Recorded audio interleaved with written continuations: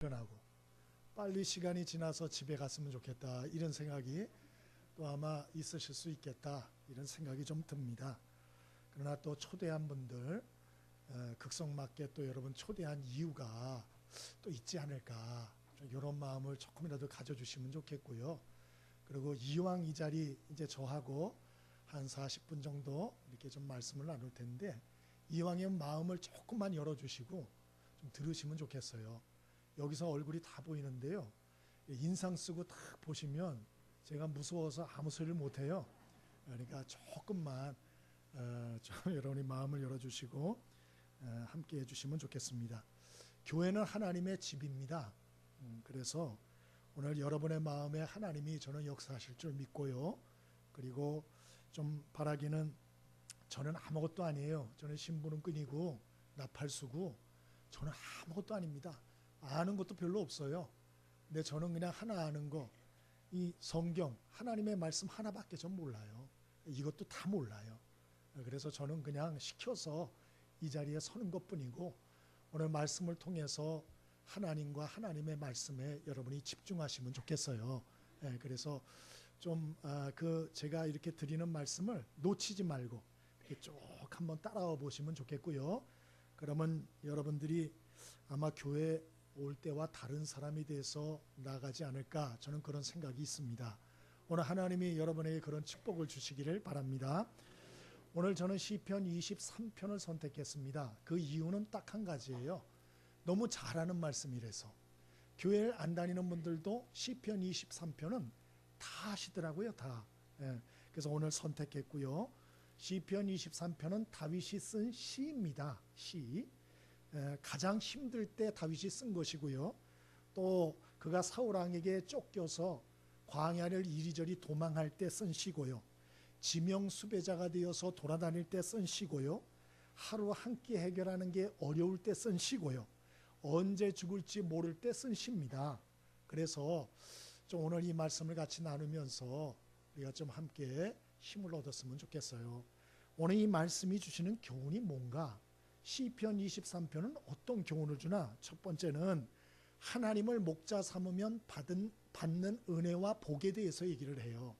하나님을 목자 삼으면 어떤 복과 은혜를 받나? 그 얘기를 쭉 적고 있어요. 여러분 일단 여러분 주보에 나와 있으니까 보시면서 이렇게 따라오시면 좋겠어요. 그러면 첫 번째로 어떤 복과 은혜를 주나? 2절입니다. 2절 같이 한번 읽어봅니다. 자, 시작. 그가 나를 푸른 풀밭에 누이시며 쉴만한 물가로 인도하시는도다. 첫 번째로 하나님을 목자 삼으면 오늘 다윗이 말하고 있어요. 생존의 문제를 해결해 주신다, 이렇게 말하고 있어요. 생존의 문제. 여러분 양도 먹고 마셔야 살 수 있습니다. 그런데 양은 먹고 마시는 것을 누가 책임져 주나? 목자가 책임져 줘요. 그래서 목자가 먹고 마시는 걸 책임져 주죠. 오늘 이 얘기를 하는 거예요. 그래서 다윗은 하나님을 목자 삼으면 첫 번째로 하나님은 그 백성들의 생존 문제를 해결해 준다. 오늘 이렇게 얘기하고 있는 거예요. 이거는 다윗만 얘기하는 게 아니에요. 예수님도 마태복음 6장 25절에 뭐라고 약속을 했느냐? 목숨을 위해 무엇을 먹을까, 무엇을 마실까, 몸을 위해 무엇을 입을까 염려하지 마라. 공중의 새를 보라. 심지도 않고 거두지도 않고 창고에 모아들이지도 아니하되 너희 하늘 아버지께서 기르시나니 너희는 이것들보다 귀하다. 예수님도 똑같은 소리 했어요. 하늘에 계신 아버지가 계신데 그분이 너희 먹고 마시는 거, 새들도 꽃들도 그래 고생을 안 해도, 물론 고생은 하지요. 그러나 먹고 마시는 거 하나님이 책임져 주지 않나, 이런 말씀하는 거예요. 이 말씀은 우리의 먹고 마시는 생존을 위해서 아무것도 하지 않아도 된다, 이런 얘기는 아니에요. 그건 오해입니다. 그건 아니고 온 세상의 창조주이신 하나님을 신뢰하는 사람들은 최소한 먹고 마시는 생존의 문제만 염려 걱정하다가 인생과 시간을 다 보내고 죽지는 말아라, 그 얘기입니다. 그 얘기예요. 다른 말로 하면 양이 목자를 신뢰하듯이 하나님을 그렇게 한번 신뢰해봐라. 그러면 너희들 생존의 문제를 해결해 주신다, 그런 얘기입니다. 실제로 영국의 조지 뮬러라는 사람이 이 말씀을 딱 듣고 실험을 했어요. 그러니까 세상엔 참 도전 정신이 충만한 사람들이 많아요. 이 예수 믿는 사람 중에도 그런 사람들 많습니다. 이 조지 밀러라는 사람이 이 말씀을 딱 듣고 그래 나도 한번 시험을 해보자. 그리고 무일푼으로 고아원을 시작합니다. 여러분 대단한 사람 아니에요? 돈이 없는데 고아원을 시작한 거예요. 고아원을. 예? 그리고 자기는 작심했어요. 하나님이 책임져 준다며 나는 절대로 누구한테든 손 안 내밀 거야. 난 기도만 할 거야. 기도만. 그리고 이분이 그대로 실천을 합니다.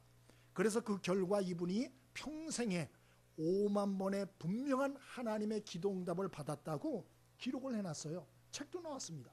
조지 밀러의 5만 번 기도 응답. 이 책도 나왔습니다. 책도. 응? 여러분 온 세상의 창조자이신 하나님을 정말 양의 마음을 갖고 목자처럼 신뢰하고 따르면 생존의 염려에서 하나님이 벗어나게 하시고 하나님이 그 필요를 채워주신다. 오해하지 마시라 그랬죠? 여러분 먹고 마시는 필요를 채워준다 그랬지 내 욕심과 욕망까지 채운다 그러진 않았어요.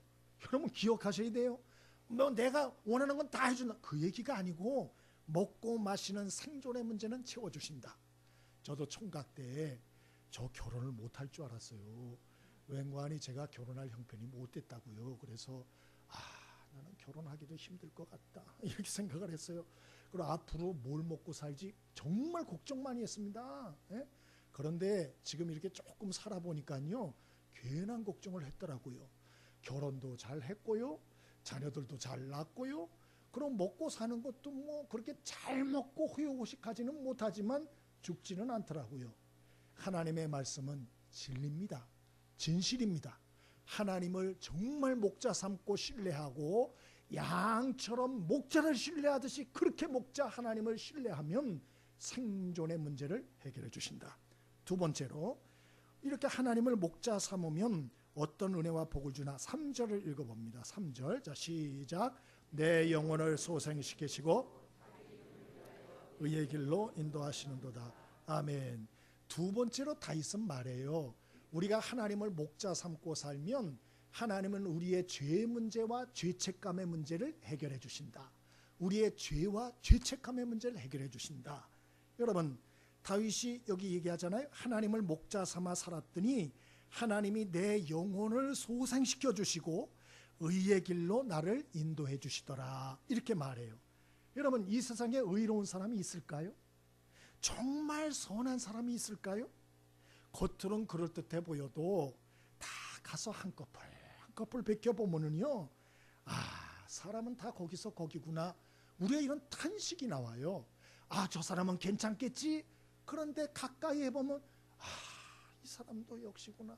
이런 탄식이 나올 때가 얼마나 많은지 몰라요. 물론 사람끼리만 비교를 하면 의로운 듯 생각되는 분들이 많이 있어요. 그러나 저 사람은 법이 없이 더 살겠지 우리가 생각하는 분들이 물론 계십니다만은 그러나 비행기를 타고 상공 10km에 올라가서 밑을 내려다 보면 63빌딩이나 저층 단층집이나 똑같은 거예요. 여러분 절대자 하나님의 이 의의 기준 앞에 서면 사람은 다 똑같은 거예요. 예? 여러분 그게 그건 거예요. 그러므로 사람 안에는 다 이 죄책감이 있어요. 죄책감이 남이 볼 때는 괜찮은 것 같지만 그 속에 들어가면 다 죄책감이 있어요. 예? 그래서 이것 때문에 힘들어하고 괴로워하고 그런다고요. 불교에서도 백천만겁이 지나도 한 번 지은 업은 하마라 그러죠. 이거는 이 죄는 결코 없어지지 않는다. 불교에서도 그렇게 얘기해요. 불교에서도 여러분 한 번 지은 죄는 백천만겁이 지나도 없어지지 않는데요. 없어지지 않는데요. 그러므로 여러분 이 죄책감이 얼마나 사람을 힘들게 하는지 몰라요. 그러면 우리의 이 죄 문제를 어찌 해결하고 우리가 없이 할 수 있나? 여러분 부부 사이에도 보세요. 서로 사랑하고 그리고 여러 가지 서약 맹세까지 하면서 결혼하잖아요. 그런데 남편이 바람을 피웠어요. 아니면 아내가 딴 마음을 가졌어요. 여러분 그러면 어떻게 해요? 여러분 맹세한 대로 한쪽이 사랑을 그렇게 계속 줄 수가 있습니까? 줄 수가 없죠. 당신 바람 피웠어? 괜찮아 그까짓 거 바람 계속 피워 아유 난 대범해 난 마음이 넓어 이러면서 넘어갈 사람이 있을까요? 그건 아예 사랑 안 한 거예요. 그건 그분도 바람 피고 있을 가능성이 대단히 커요. 그냥 그럴 수가 없는 것이죠. 그럴 수가 없는 것이죠. 여러분, 마찬가지예요. 하나님과 인간 사이에도 하나님이 사람을 사랑하세요. 온 세상을 창조해서 주셨습니다. 그러나 죄로 인해서 하나님과 사람 사이에는 눈에 보이지 않는 이러한 높은 담이 쌓이게 됐어요. 천지 만물을 창조하신 하나님이 우리를 사랑하시는데, 그러나 이것이 잘 안 되는 거예요. 사람도 하나님께 별로 올 마음이 없고 자꾸 하나님 피하고 싶고 하나님도 자꾸 사랑과 은혜를 주고 싶은데 이게 잘 안 되는 거예요, 교통이. 그래서 하나님이 어떻게 하셨나? 대안을 만드셨어요. 그건 무엇인가? 하나님의 죄 없는 하나님의 아들 예수 그리스도 독생자 예수님을 이 세상에 오게 하셔서 인간들의 모든 죄를 책임지시고 십자가에서 대신 주고 희생하게 하셨어요. 우리 인류의 죄값을 대신 십자가에서 다 치르게 하신 거예요. 여러분, 죄는 대가를 치르지 않으면 없어지지 않아요. 배우자가 바람을 피웠다, 그게 그냥 용서됩니까? 대가 치르지 않고 돼요? 절대로 그렇게 쉽게 되는 게 아니에요. 하나님과 사람 사이에 이 죄의 담도요, 그냥 없어질 수가 없어요. 그래서 하나님이 대가를 치르셨어요. 당신의 독생자 예수님을 이 땅에 보내서 인류의 죄값을 지고 대신 죽게 하셨다는 거예요. 그래서 하나님과 온 인류 사이에 가로막혀 있던 죄의 담이 무너지게 했다는 거예요. 그래서 이제는 누구든지 예수를 믿고 회개하기만 하면 하나님의 사랑을 받을 수 있고 인도를 받을 수 있고 도우심을 받으며 살 수가 있다. 그게 성경에 나와요. 요한복음 3장 16절. 하나님이 세상을 이처럼 사랑하사 독생자를 주셨으니 이는 저를 믿는 자마다 멸망하지 않고 영생을 얻게 하려 하심이라. 또 로마서 5장 8절에도 우리가 아직 죄인 되었을 때에 예수 그리스도께서 우리를 위하여 죽으심으로 하나님께서 우리에게 대한 자기의 사랑을 확증하셨느니라, 이렇게 말씀하셨어요. 우리는 의인이 아니고 죄인이에요. 그리고 우리는 아무것도 한 일이 없어요. 그러나 하나님이 우리를 위해서 죄의 값을 해결해 주셨어요. 그러므로 우리가 우리 죄를 자백하고 인정하고 회개하면 하나님이 우리의 죄를 깨끗이 씻어주신다 그랬어요. 그리고 죄로 인해서 죽어가던 우리의 영혼을 소성시키세요.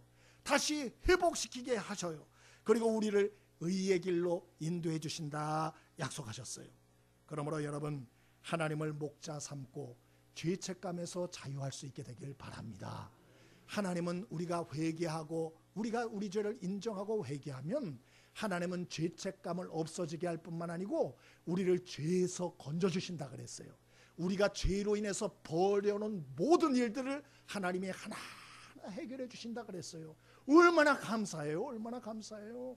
하나님을 목자 삼는 사람들에게 하나님은 바로 이러한 죄책감의 문제를 해결해 주시고 죄의 문제를 해결해 주신다. 또 우리가 하나님을 목자 삼고 살면 어떤 축복을 주십니까? 4절입니다. 한번 같이 읽어볼까요? 4절 읽습니다. 자, 시작.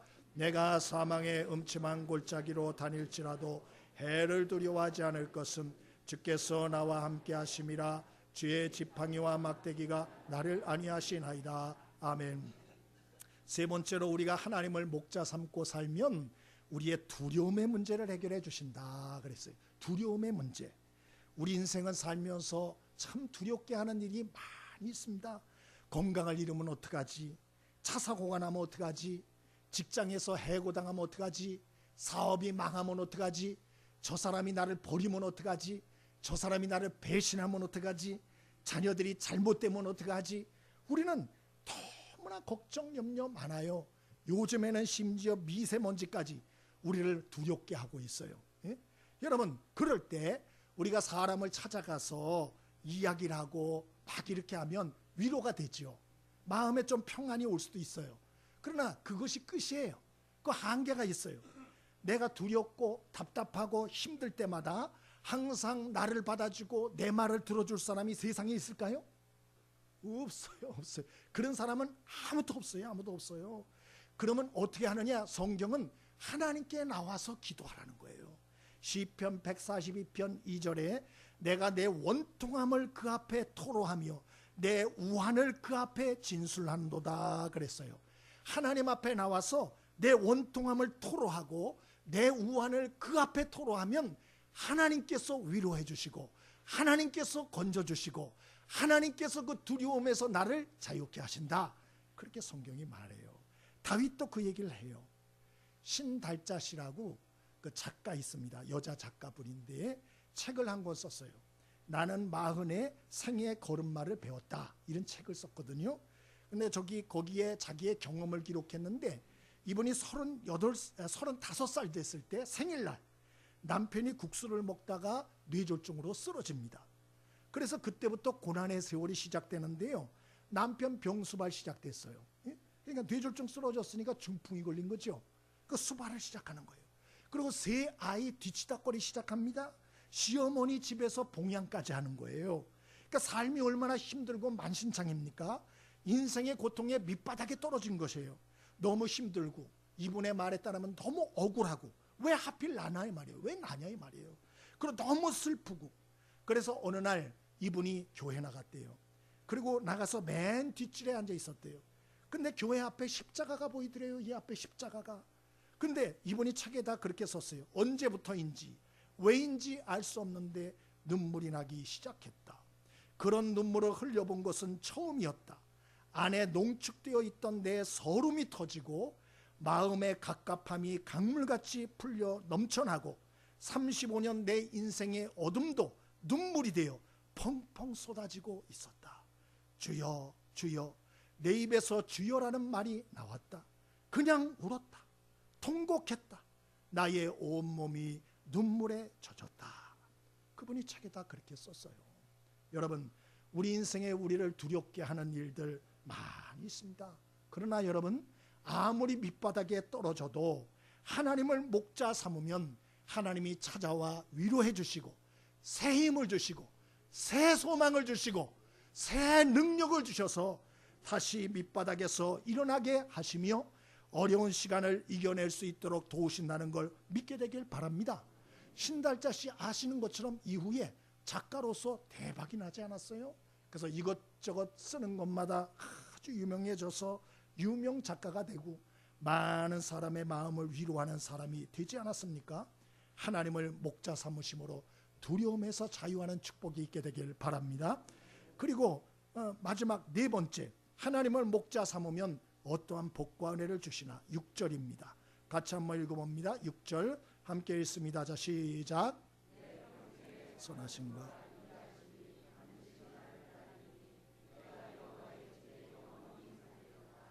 아멘. 마지막으로 하나님을 목자 삼고 살면 어떤 복을 주시나 보니까 죽음의 문제를 해결해 주신다. 이렇게 돼 있어요. 여러분 양이 돌아올 집이 없다면 얼마나 불안하겠어요. 예?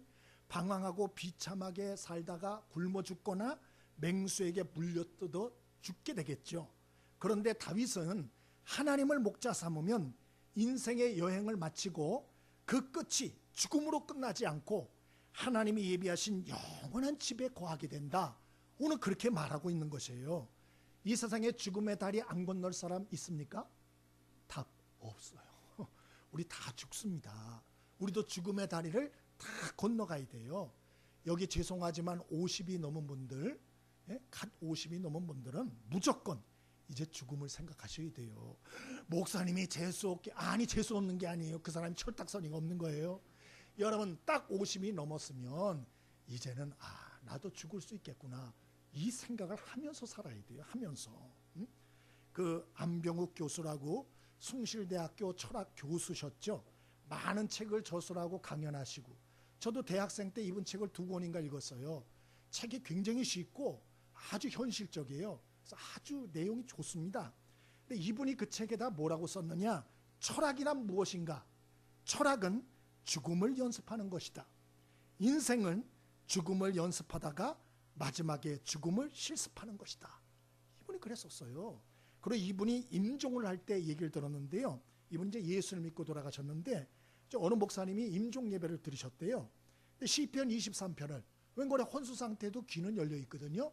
그래서 시편 23편을 크게 읽어드렸대요. 그랬더니 이분이 마지막 순간에 아멘 그러시더래요. 아멘. 예? 그리고 편안하게 소천하셔서 지금 양구의 철학의 집에 안장돼 있잖아요.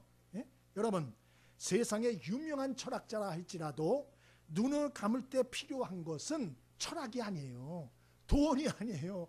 명예, 권세 그런 거 아니에요. 인맥 그런 거 아니에요. 우리가 이 세상에 눈을 감을 때 가장 필요한 것은 딱 하나예요. 하나님과 하나님의 약속의 말씀인 것이에요. 예? 여러분, 하나님의 목자를 삼으면, 우리가 하나님을 목자 삼고 살면 오늘 축복 4가지를 주신다 나눴습니다. 첫 번째, 생존의 문제를 정말 해결해 주세요. 두 번째, 죄책감의 문제를 해결해 주세요. 세 번째, 두려움의 문제를 해결해 주세요. 마지막은 내가 해결할 수 없는 죽음의 문제를 하나님이 해결해 주세요. 그러면 알았다. 그러면 끝나나? 그렇지 않습니다.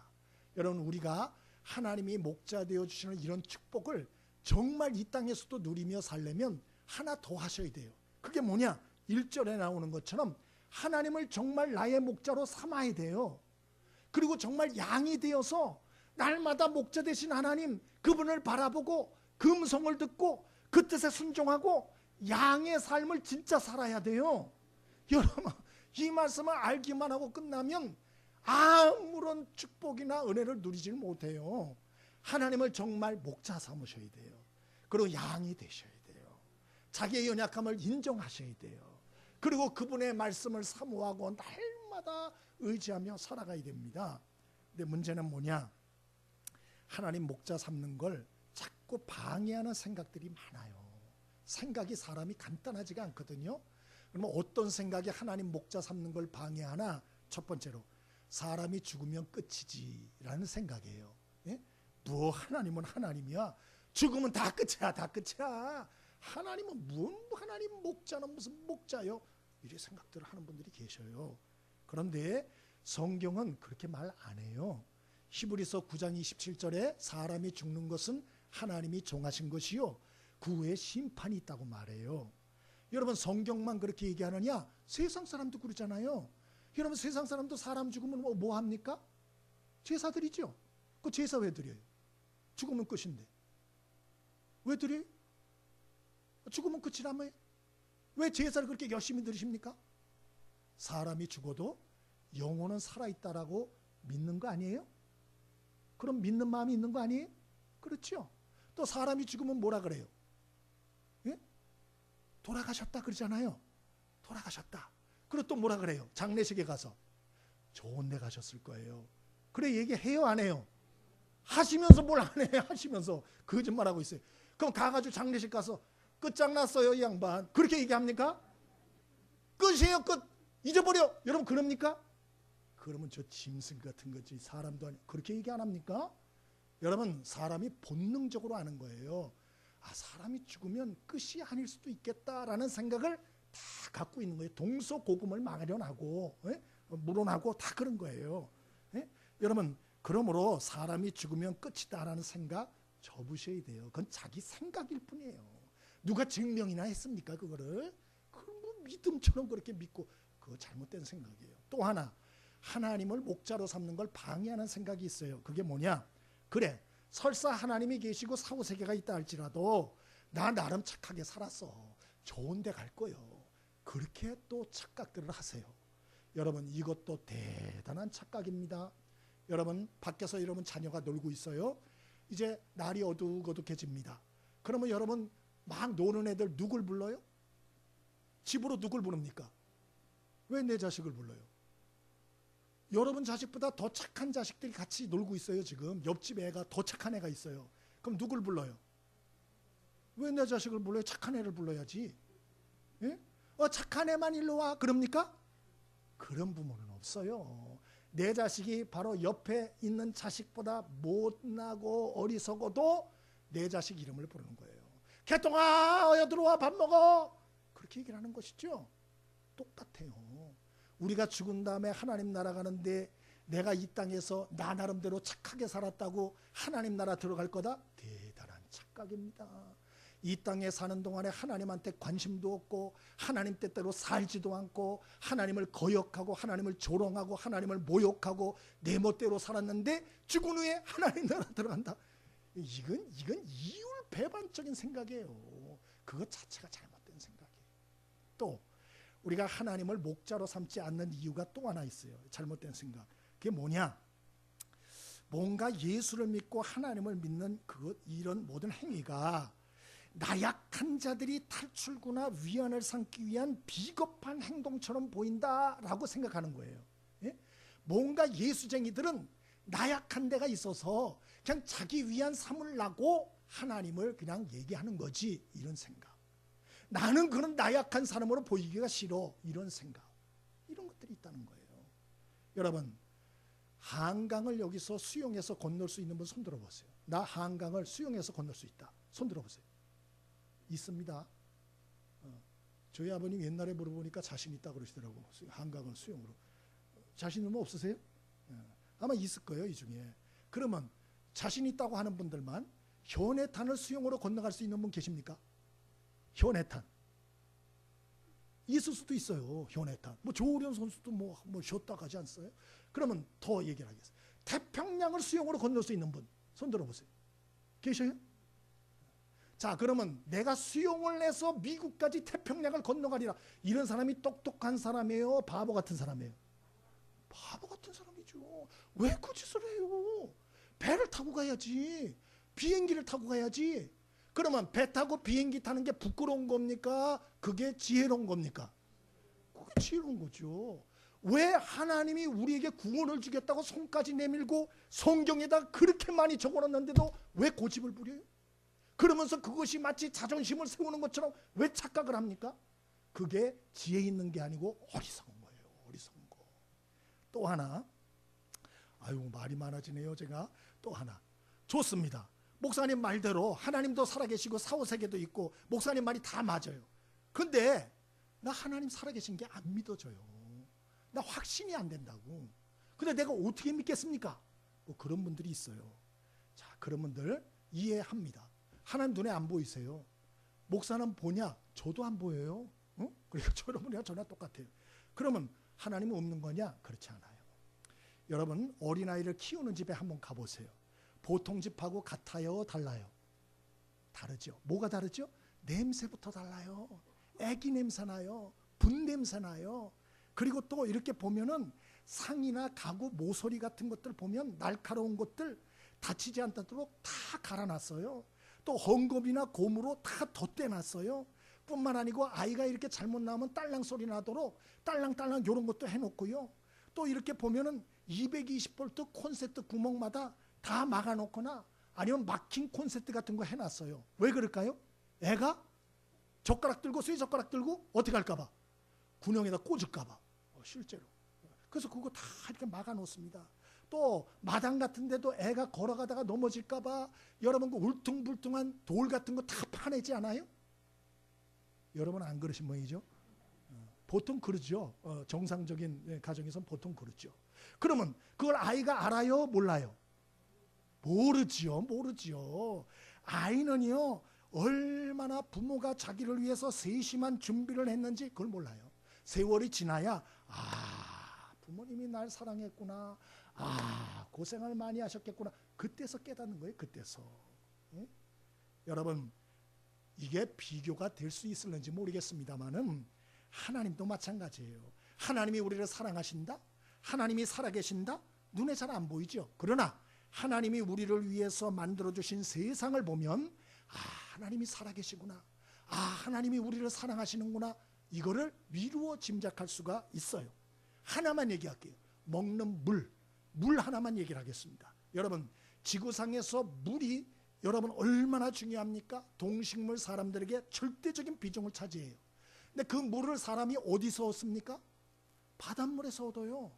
바닷물이 70%예요 지구에. 이것이 여러분 바닷물이 증발해서 수증기가 됩니다.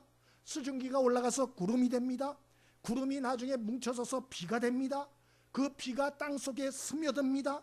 그리고 정수가 됩니다. 그리고 사람들이 그걸 퍼서 먹죠. 그것이 흘러나와서 우리가 먹게 되죠. 마시게 되죠. 씻게 되죠. 우리가 만약에 이러한 역할들을 이런 것들이 안 해주면 우리가 평생 바닷물 가가지고 정수시켜서 먹어야 될 거예요. 우리가 만약 이런 게 없다면. 지구의 환경 하나를 보더라도 사람 살기에 너무 적합한 구성으로 되어 있다라는 것을 우리는 당연하게 보면 안 돼요. 이거를 당연하게. 야, 이건 놀라운 거구나. 이거 누가 설계를 했을까? 야, 이걸 왜 이렇게 설계를 했을까? 성경은 하나님이 설계했다는 거예요. 여러분이 설계했어요? 예? 여러분이 설계했습니까? 제가 여기에 대해서 오늘 얘기하고 싶은 게 대단히 많아요. 그럼 하나만 얘기하고 끝날게요.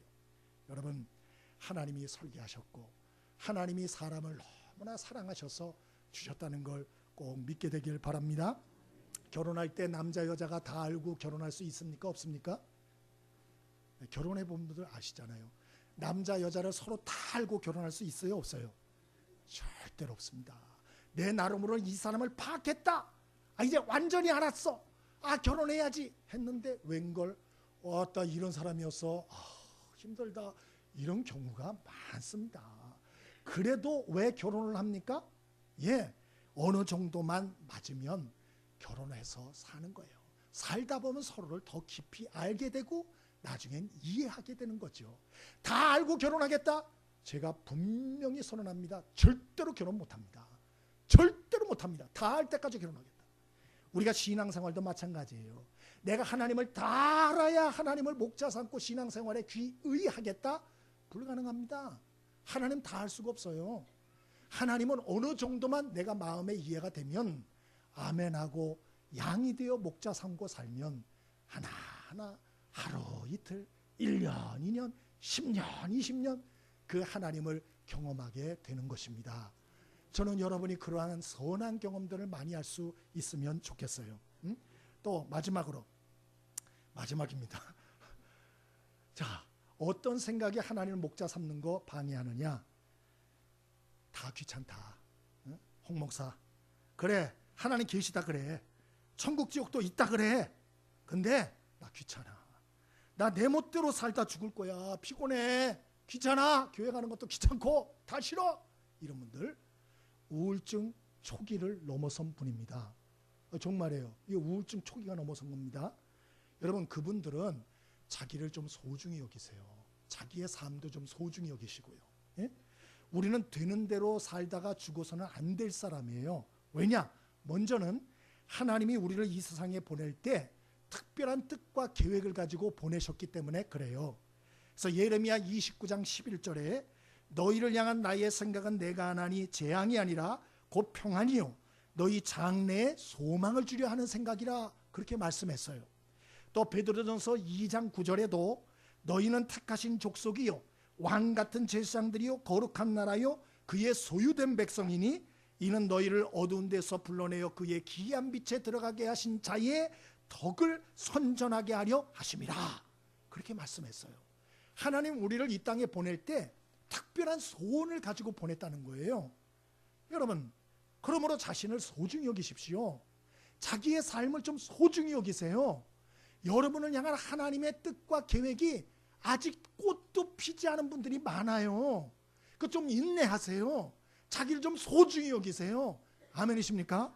네? 더 나아가서 여러분을 낳고 키운 부모님을 좀 생각하십시오. 이 자리까지 여러분이 올 수 있도록 부모님의 도움, 더 나아가서 여러분을 이 자리까지 오게 하는데 도움을 줬던 많은 사람들의 도움을 생각하셔야 돼요. 그거를 생각하고 함부로 다 귀찮다, 난 되는 대로 살다 죽겠다, 절대로 그런 소리 하면 안 돼요. 그건 나쁜 짓이에요. 그러면 아주 하나님이 싫어하세요. 우린 다 연약한 사람들이에요. 그러나 하찮은 사람이 아니라는 걸 꼭 기억하시면 좋겠습니다. 1984년 미국의 인디애나주에 13살 먹은 소년이 있었어요. 라이언 화이트라고 하는 소년입니다. 이 소년은 수혈을 잘못 받아서 에이즈에 감염됐어요. 그래서 에이즈 환자가 됐습니다. 의사가 6개월 시한부 판정을 합니다. 이 아이 6개월 삽니다. 부모는 예수 믿는 부모였어요. 천천병력이죠. 기가 막히지 않아요? 부모가 기도를 많이 합니다. 어떻게 이 아들한테 이 얘기를 하지? 어떻게 얘기를 하지? 6개월밖에 안 남았다는데. 그리고 기도를 많이 하고 아이한테 얘기합니다. 얘야, 내가 걸린 병은 에이즈란다. 수혈을 받을 때 잘못 들어온 거래. 내가 오래 이 땅에 살지 못할 것 같다고 하는구나. 얘기를 해요. 근데 소년이 얼굴이 밝아요. 그럼 엄마한테 얘기했대. 엄마, 괜찮아요. 나 어젯밤에 예수님 만났어요. 부모님이 깜짝 놀랍니다. 예수님이 뭐라 그러시던? 예수님이요, 괜찮다. 염려 말고 라이언 열심히 살아라. 그렇게 말했다 그러는 거예요. 그래서 엄마 나 열심히 살 거예요. 이 엄마가 놀랬어요. 그래서 그래, 우리 열심히 살자. 그리고 정상적으로 삽니다. 병원에서 6개월밖에 못 산다 그랬는데도 학교 보냅니다. 학교를 정상적으로 계속 갔어요. 교회도 정상적으로 계속 갔습니다. 문제는 학교에서 에이즈 환자라고 아이를 왕따시키고 화장실도 딴 곳을 쓰라 그러고 되도록 학교에 안 보냈으면 좋겠다라고 얘기를 합니다. 웬고하니 1984년만 하더라도 에이즈에 대한 이 개념이 별로 없었기 때문에 그런 여러 가지 참 어려운 일을 당했어요. 그래도 불평하지 않습니다. 정상적인 삶을 삽니다. 정상적인 삶. 그리고 이 소년의 소식이 알려지기 시작합니다. 많은 세계의 유명한 사람들이 많이 찾아왔어요. 위로를 합니다. 그리고 에이즈에 걸렸으나 용기 있게 사는 모습을 보고 사람들이 감동받아요. 백악관에서 레이건 대통령이 직접 불러서 만나고 위로해 줬습니다. 그리고 에이즈를 예방하는 일을 위해서 쓰임받게 돼요. 그 교육을 위해서 쓰임받게 됩니다. 강의도 합니다. 여러 가지 일들을 합니다. 그러나 병세가 악화되기 시작했어요. 그래서 결국 소천을 했는데 의사는 6개월 산다 그랬는데 6개월이 아니고 6년을 살았어요. 그래서 13살에 에이즈 이 감염이 돼가지고 19살에 소천을 합니다. 여러분, 사람이 강한 것 같지만 다 약해요. 참 우리는 몸도 약하고 마음도 약하고 능력도 다 약해요. 여러분, 우리가 자녀들을 책임질 수 있어요? 우리들은 자녀들의 앞날 하나도 책임 못 져요. 그래서 성경은 우리가 다 연약한 존재라고 성경은 그렇게 말하는 거예요. 오늘 본문의 다윗도 오늘 그 얘기를 결국 하는 거 아니겠습니까? 하나님을 믿는다는 게 무엇인가? 하나님을 믿으면 어떤 축복을 주시는가? 가장 어렵고 힘들 때 하나님 붙들면 헤쳐나갈 수가 있다. 하나님은 어떤 고난과 인생의 어려움의 밑바닥에 있다 할지라도 하나님을 붙들면 이김을 주신다. 하나님은 고난보다 크신 분이다. 하나님은 인간의 형편을 뛰어넘는 분이다. 그분을 의지하면 두렵지 않다. 그분을 의지하면 주저앉지 않는다. 그분을 의지하면 참된 자유를 경험한다. 그분을 의지하면 최후 승리를 얻는다. 그 얘기를 하는 거예요. 그리고 다윗도 결국 도망 다니다가 나중에 통일왕국의 왕이 됩니다. 그래서 이스라엘 왕 중에서 제일 존경하는 왕이 다윗입니다. 다윗. 여러분, 우리는 다 인생에 좋은 일만 있기를 바라죠. 그럼 얼마나 좋겠어요. 근데 아시는 대로 우리가 살아가다 보면 생각지 않은 일, 상상하지 않은 일들, 또 예기치 않고 또 피하고 싶은 일들 많이 만납니다. 그러나 하나님을 손잡고 동행하여 여러분 좀 이겨나가시는 축복이 있으면 좋겠어요. 이 사실을 아는 것만으로 충분하지 않고요, 마음을 열고 하나님을 나의 목자로 영접하는 게 중요해요. 너의 목자가 아니고 나의 목자로. 옆에 사람 목자 아무 소용없어요. 나의 목자로 영접해야 돼요. 나의 목자로. 그래서 오늘 여러분에게 기회를 이제 좀 드리고자 해요. 하나님은 여러분의 마음을 지금 두드리고 계세요. 여러분은 의지할 곳이 있습니까? 여러분 위로받을 곳이 있습니까? 여러분이 의지하고 위로받을 곳이라고 하는 것이 정말 영원한 것입니까? 변치 않는 것입니까? 정말 능력이 있는 것입니까? 오늘 부족한 사람을 통해서 하나님 오늘 말씀을 전하셨어요. 오늘 여러분, 하나님께서 여러분을 부르시는 음성으로 듣고 오늘 하나님의 음성에 응답하시는 시간이 꼭 되시면 좋겠어요. 모르겠어요. 오늘이 저와 여러분이 만나는 마지막 시간이 될 분도 혹시 있을지 모르겠어요. 우리 단골 손님이 돼서 우리 초청 집회 때마다 끈질기게 단골로 뵙는 분들도 너무 반가워요. 너무 반가운데 어떤 분들은 오늘 보고 저를 아마 영 못 볼 분들도 있을 수 있어요. 그래서 오늘 여러분이 이런 하나님을 목자로서 영접할 이 마지막 시간이 될 수 있다라는 생각으로 오늘 여러분한테 좀 시간을 드리고 싶어요. 여러분이 좀 응답하는 시간이 되시면 좋겠고요. 오늘 찬송을 좀 부르겠어요. 오늘 찬송을 부를 때 하나님이 여러분을 찾아오실 거예요. 그래서 마음속에 나도 이제 하나님을 의지하고 좀 살고 싶다. 하나님의 위로를 받고 나도 살고 싶다. 하나님이 주시는 평안과 쉼을 누리며 나도 살고 싶다. 나도 좀 새로운 인생을 살고 싶다.